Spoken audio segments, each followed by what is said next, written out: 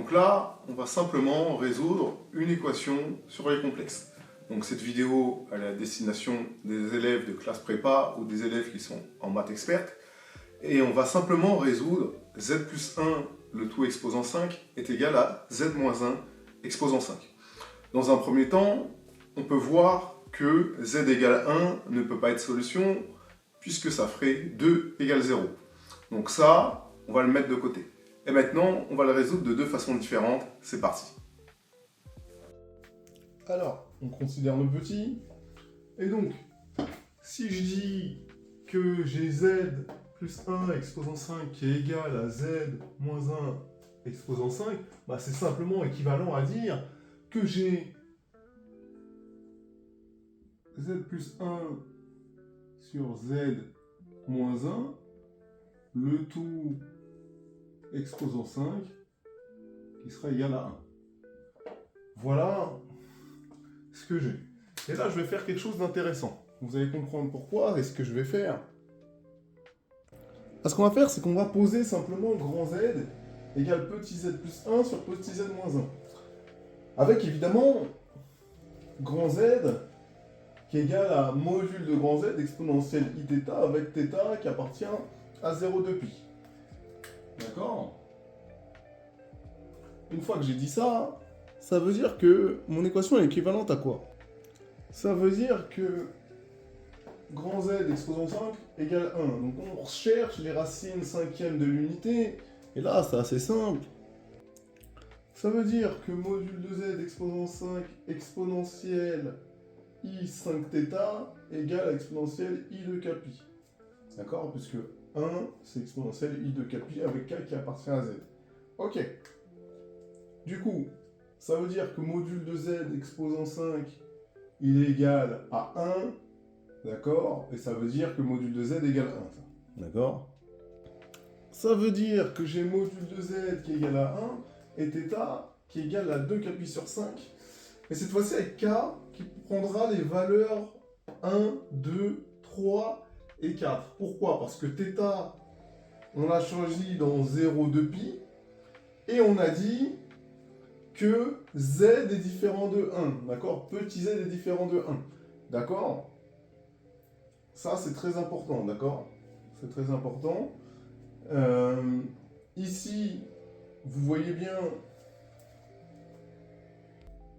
que si je prends θ égale 0, vous allez voir en fait ce qui se passe. Hein. Pourquoi? Parce que ça veut dire que z égale exponentielle i de kpi sur 5. D'accord? Le grand Z. Si θ, d'accord, il est égal à 0, ça fait que grand Z il vaut 1. D'accord?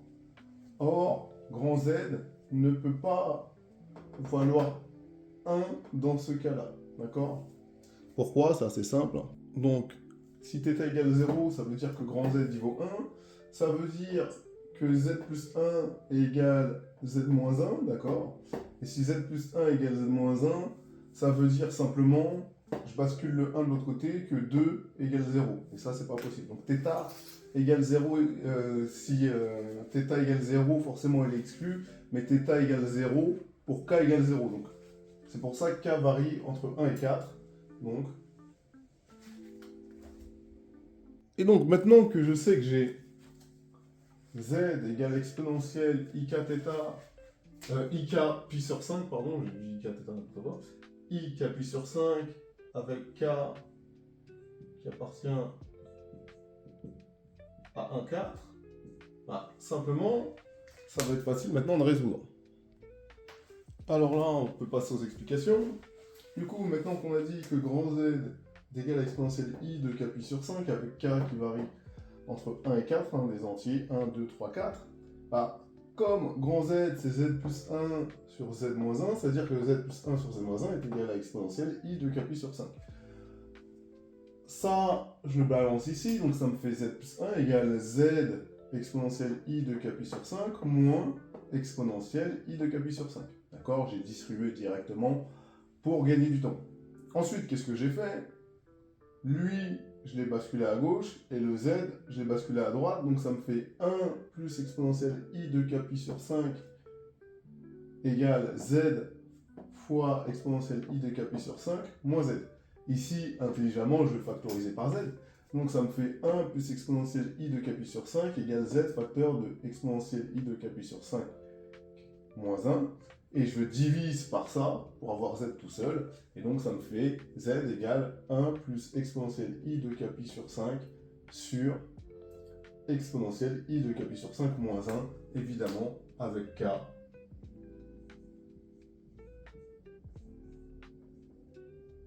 Appartenant